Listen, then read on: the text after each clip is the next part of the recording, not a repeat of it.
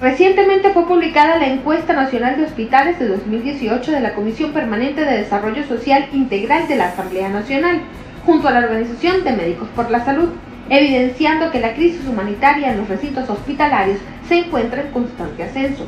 Los resultados arrojados por esta investigación realizada en 104 centros de salud en todo el país determinó que el 88% de ellos presentan fallas en medicamentos e insumos, mientras que los laboratorios tienen carencias o prestan el servicio a media máquina. En el 100% de los centros analizados se ven perjudicados los bancos de sangre por falta de reactivos y hasta la realización de exámenes tan sencillos como un perfil 20. A esto se suma la falta de material quirúrgico que alcanzó el 79% en las 55 ciudades que forman parte de la investigación. Otras conclusiones de la Encuesta Nacional de Hospitales llevada a cabo durante los primeros 10 días del mes de marzo en 22 estados del país refleja que el 96% de los servicios de nutrición hospitalarias no están activos, mientras que el 66% de los servicios pediátricos no cuentan con fórmulas para recién nacidos, dejando a simple vista que no solo los tratamientos dependen de un hilo, sino la nutrición de los pacientes, quienes deben recibir una dieta especial de acuerdo a cada historia clínica. Ante estos escenarios, muchos de los trabajadores del sector salud decidieron salir a la calle para protestar el día de ayer en una convocatoria nacional que abarcó a médicos, enfermeras, trabajadores sindicales, pacientes y familiares, exigiendo al Estado venezolano la atención inmediata al sector salud y a la solicitud de la apertura de un canal humanitario. Hubo protestas en el estado Sucre, Monagas, Anzoátegui, Miranda, Aragua, Carabobo, Yaracuy, Apure, Mérida, Táchira, Trujillo, Vargas, Barinas, Amazonas, del Tamacuro y Guárico.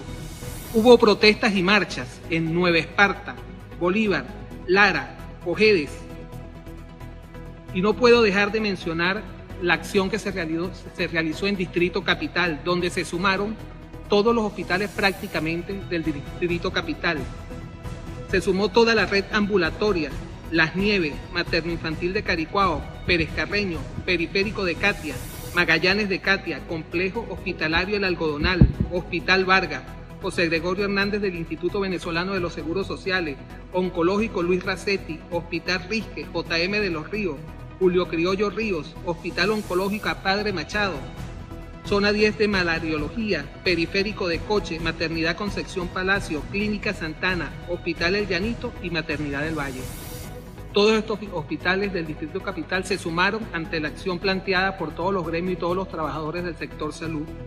Y esperamos, esto es un total éxito, pero el verdadero éxito lo vamos a tener cuando el gobierno entienda y escuche la realidad de un pueblo que clama por salud.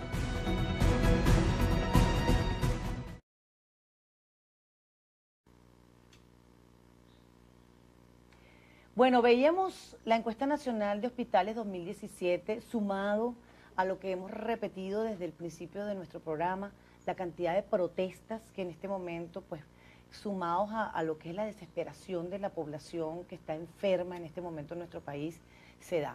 Que constitucionalmente es un derecho que tenemos todos los venezolanos de protestar, sin embargo hemos visto también que los han reprimido de una manera realmente increíble. Y hablábamos aquí, doctor Julio Castro, el doctor Julio Castro es nuestro invitado, es médico infectólogo, miembro del Instituto de Medicina Tropical de la Universidad Central de Venezuela, entre otros. 78% de los hospitales públicos tienen escasez de medicamentos. Y hablábamos hace un ratico de una escasez de 98% de medicamentos, que yo le preguntaba si todavía era verdad, porque uno va a la farmacia en este momento y consigue uno que otro medicamento a unos precios realmente exorbitantes que no todo el mundo puede pagar. La situación de la salud en Venezuela, ¿cómo la catalogaría usted, doctor?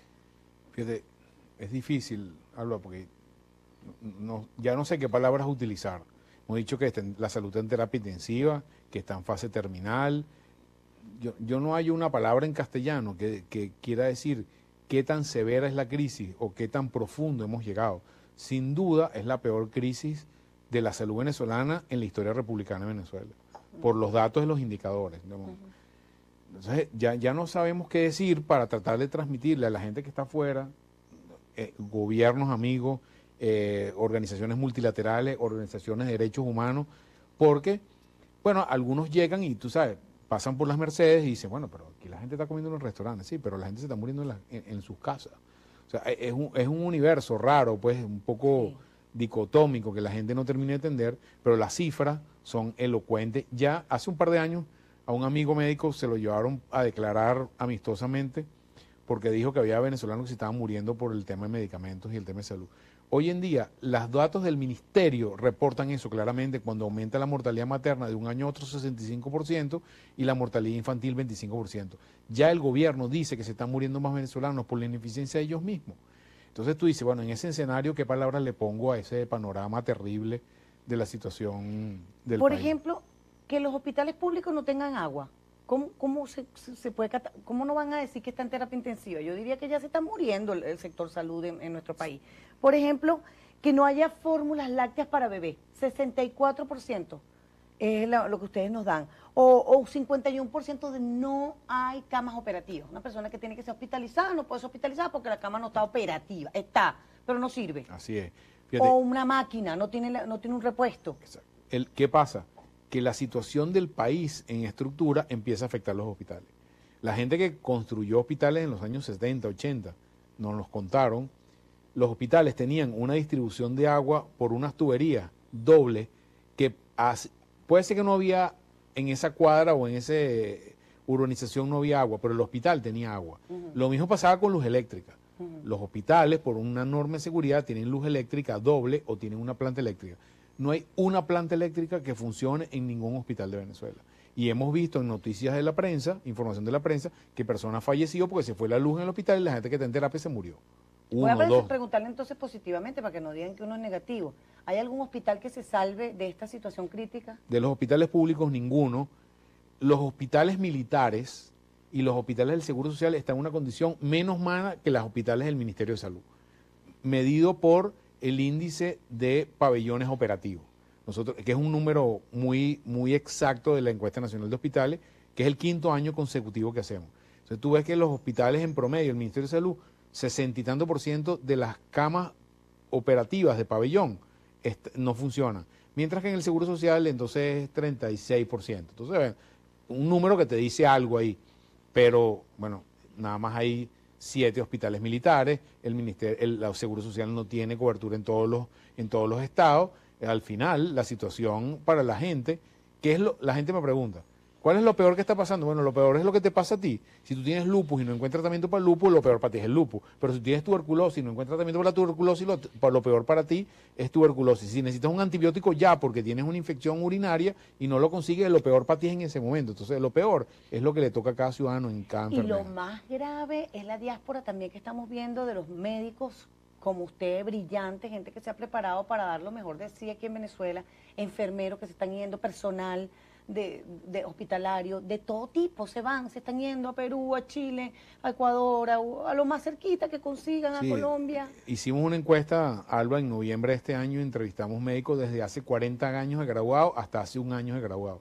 Y el promedio en todo ese grupo muy variopinto de médicos venezolanos, el 30% está fuera en este momento.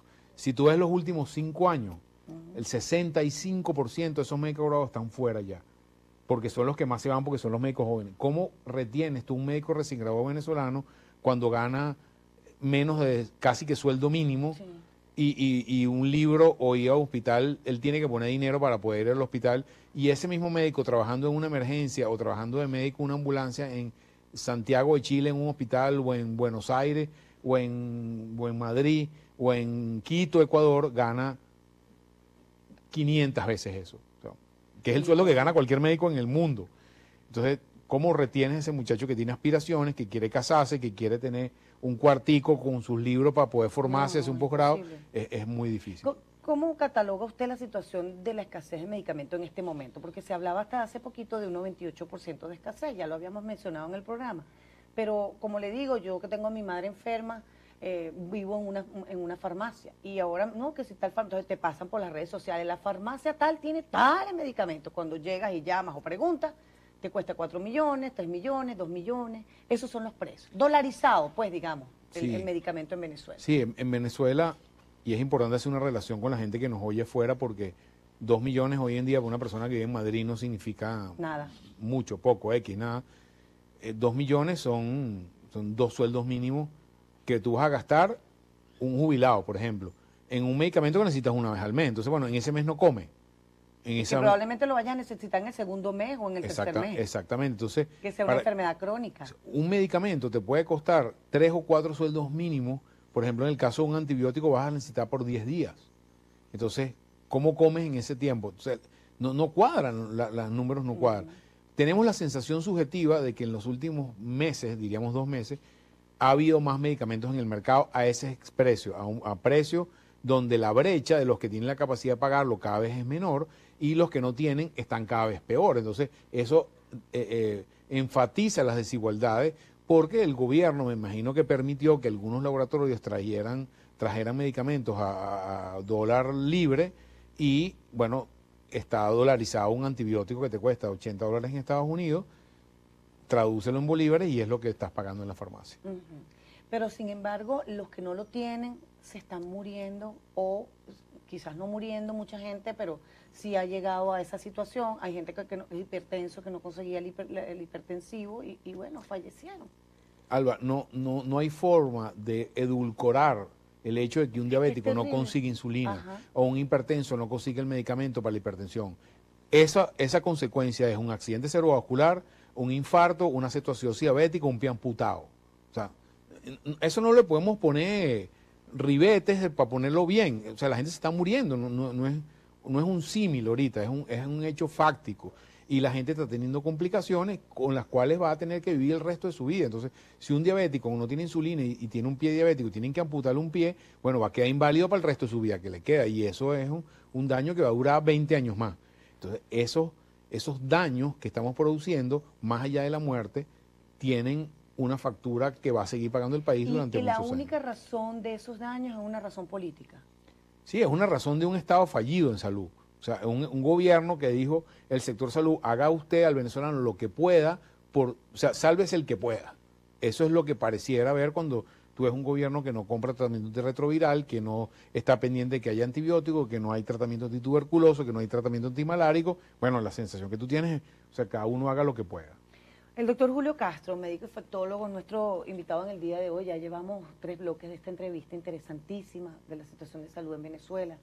Y bueno, ya venimos para las conclusiones, pero un poco para reflexionar, porque quizá quien ve esto y está en las altas esferas del poder dirá, bueno, ¿y por qué tantas cifras negativas?